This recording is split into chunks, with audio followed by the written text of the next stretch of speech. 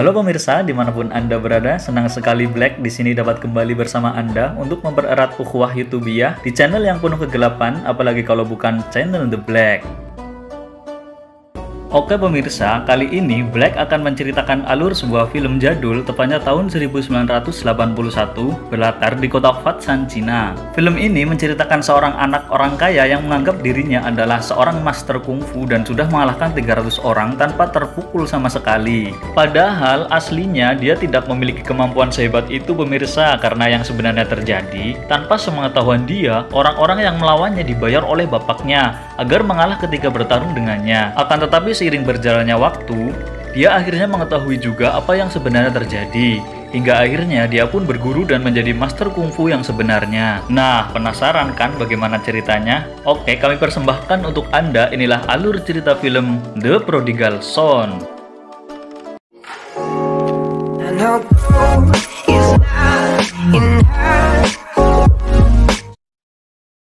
Cerita akan dimulai dengan datangnya Chang, seorang master kungfu yang sangat terkenal di sebuah kedai kopi. Orang-orang di kedai itu pun memujinya ketika berpapasan dengannya. Akan tetapi, pujian itu sebenarnya hanya untuk mendapatkan traktiran dari Chang. Karena Chang akan mentraktir setiap orang yang memujinya karena Chang merupakan anak orang terkaya di sana.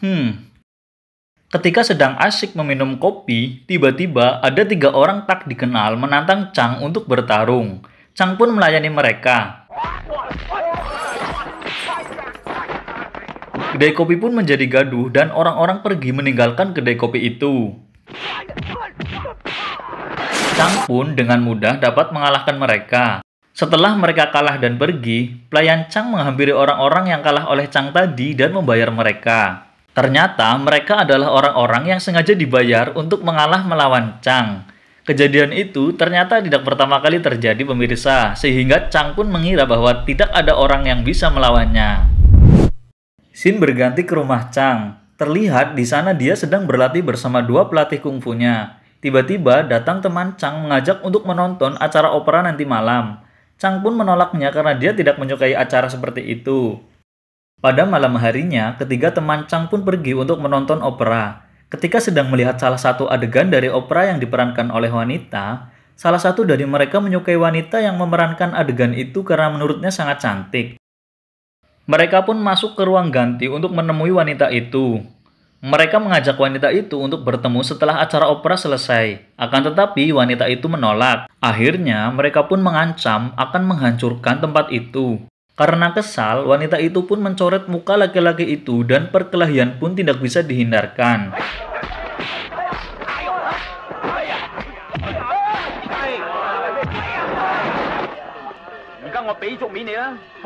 Dari perkelahian itu, akhirnya mereka tahu bahwa ternyata dia adalah seorang master kungfu yang berperan sebagai wanita. Dan dia bernama Guru Tai. Mampus tuh mau pedang-pedangan. Akhirnya mereka pun pergi meninggalkan tempat itu. Keesokan harinya, tidak kapok dengan kejadian tadi malam, ketiga anak itu kembali datang ke tempat opera membawa Chang untuk menantang Guru Tai bertarung kungfu. Guru Tai pun meladeni tantangan itu. Seperti biasa, pelayan Chang pun ingin menyogok Guru Tai agar berpura-pura kalah. Akan tetapi, Guru Tai menolaknya dan mereka pun bertarung.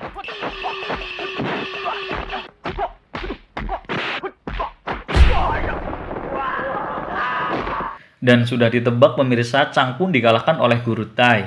Tidak hanya itu, Guru Tai juga membongkar rahasia bahwa Chang selama ini tidak benar-benar mengalahkan lawan-lawannya. Akan tetapi, mereka hanya berpura-pura kalah agar mendapatkan uang dari pelayan Chang. Mendengar hal itu, Chang pun segera pulang dan menanyakan kebenaran itu kepada bapaknya. Dan bapak Chang pun akhirnya mengakui bahwa selama ini mereka membayar lawan-lawan Chang supaya mengalah karena mereka takut Chang akan terluka. Merasa telah dibohongi, Chang pun langsung menemui pelatihnya dan menantang mereka untuk bertarung dengan sungguhan. Dan benar saja, Chang pun kalah oleh mereka. Akhirnya, Chang pun meminta kepada ayahnya agar menemui Guru Tai untuk mengangkat Chang menjadi muridnya. Akan tetapi, Guru Tai menolaknya. Chang pun kembali ke rumah. Ketika Chang sedang berlatih sendiri di rumah, tiba-tiba datang pelayannya dan mengatakan bahwa rombongan opera Guru Tai akan berpindah tempat ke Canton. Ketika rombongan sedang berangkat ke Canton, Guru Tai kaget karena ternyata Chang berada di dalam kapal bersama rombongan. Akhirnya, pemimpin opera pun menjelaskan bahwa dia telah dibayar oleh bapaknya Chang supaya Chang dijadikan sebagai asisten Guru Tai. Dengan terpaksa, Guru Tai pun menerimanya jadi asistennya. Chang pun mengikuti kemanapun Guru Tai pergi. Singkat cerita, sampailah mereka ke daerah Canton. Mereka pun mempersiapkan segala keperluan untuk penampilan nanti malam yang akan dihadiri oleh para pejabat. Salah satu pejabat yang hadir adalah Guru Ngai. Dia adalah salah satu master kungfu yang sengaja datang untuk mencari orang-orang yang menurutnya ahli dalam ilmu perkungfuan. Ketika opera akan dimulai, mereka dibuat gaduh karena ternyata salah satu pemeran opera yang berperan sebagai Jenderal Quan menghilang tak tahu kemana. Akhirnya dipilihlah Chang sebagai pengganti orang tersebut. Ketika pertunjukan opera hendak dimulai, tiba-tiba datanglah serombongan orang yang mengatakan bahwa orang yang berperan sebagai Jenderal Quan telah merayu istri mereka. Dari sini diketahui bahwa pemeran Jenderal Quan yang asli kabur karena tahu akan didatangi suami dari perempuan-perempuan yang sudah dia goda. Dan Chang sebagai pengganti orang itu pun menjadi korban amukan mereka. Duh, kasihan juga si Chang, gak tahu apa-apa ya. Lanjut. Mereka pun terus menghajar Chang sampai Chang terpantal ke dalam panggung. Padahal pertunjukan opera sedang berlangsung. Karena mereka tetap mengejar Chang ke dalam panggung, akhirnya Guru Tai pun balik menghajar mereka.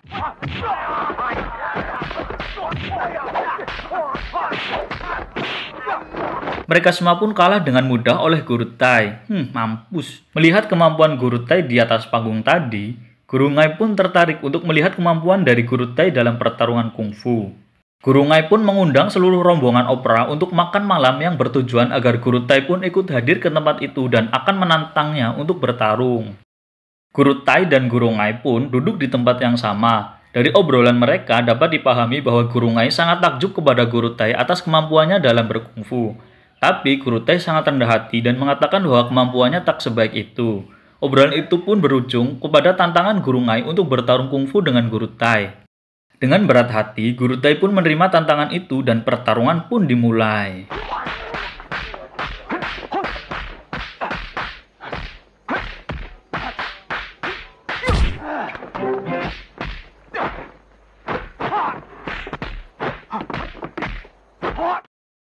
Ketika mereka sedang asik cakar-cakaran, tiba-tiba penyakit asma Guru Tai kambuh.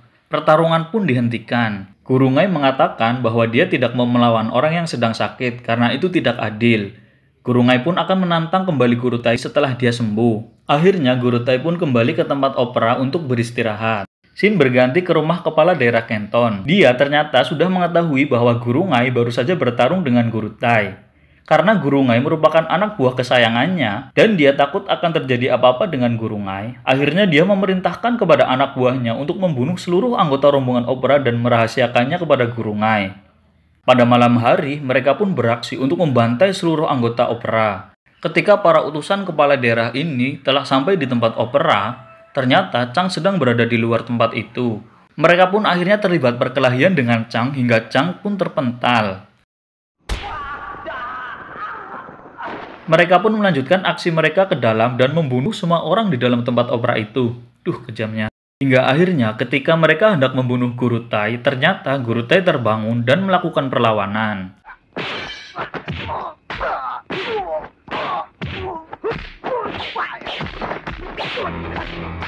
Tak hanya membunuh orang-orang yang ada di tempat opera itu, mereka juga membakar tempat itu untuk menghilangkan jejak mereka. Chang yang ternyata tidak mati ketika terlempar tadi, akhirnya membantu Guru Tai dengan menyamar sebagai salah satu dari para pembunuh itu.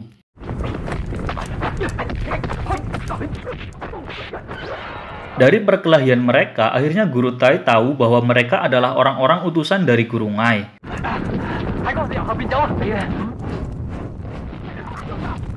Mereka pun berhasil kabur melalui pintu bawah tanah yang ada di salah satu ruangan di dalam rumah pertunjukan itu. Scene berganti latar di sebuah rumah yang ternyata adalah milik Guru Tai. Mereka berhasil melarikan diri dari para pembunuh itu tadi malam. Di sebelah rumah Guru Tai adalah rumah saudaranya yang bernama Guru Wong. Guru Wong juga merupakan salah satu master kungfu. Dari sinilah, Chang nantinya akan belajar kungfu dari mereka berdua hingga dia memiliki keahlian perpaduan antara Guru Tai dan Guru Wong. Guru Tai adalah master yang ahli dalam jarak dekat, sedangkan Guru Wong adalah master yang ahli dalam pertarungan jarak jauh. Sehingga ketika keduanya dipadukan, akan menjadi kekuatan luar biasa yang dimiliki oleh Chang. 用速度同密集打倒對方。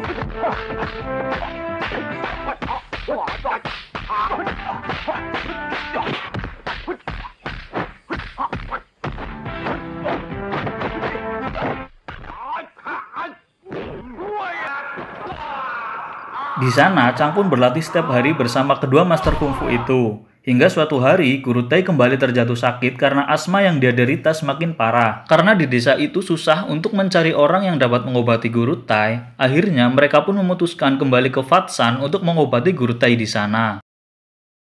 Akhirnya, Guru Tai dan Chang pun berangkat ke Fatsan.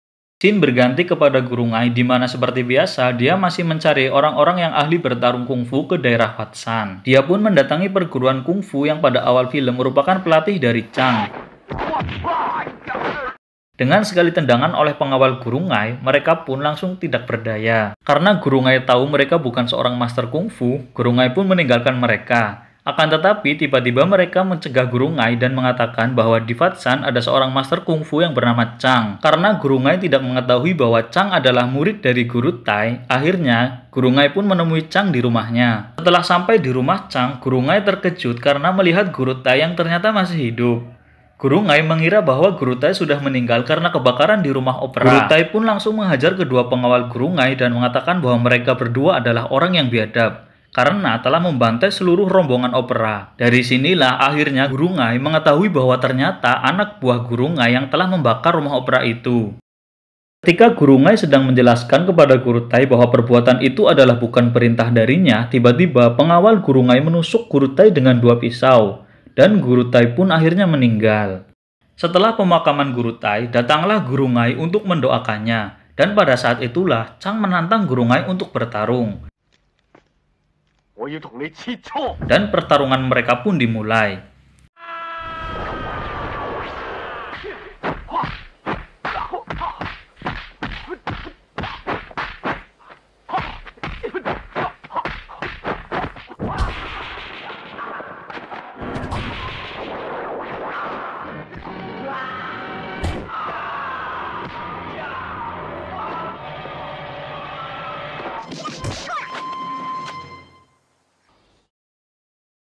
Nampaknya, Chang berhasil menyerap seluruh ilmu yang diberikan oleh Guru Tai dan Guru Ngai, sehingga dia pun berhasil mengalahkan Guru Ngai. Dan film pun tamat. Oke pemirsa, dari film ini sangat banyak pelajaran yang dapat kita ambil. Untuk lebih mantap, saya sarankan Anda untuk menonton film secara utuh agar pesan dari film dapat tersampaikan kepada Anda. Sampai jumpa bersama Black di video selanjutnya.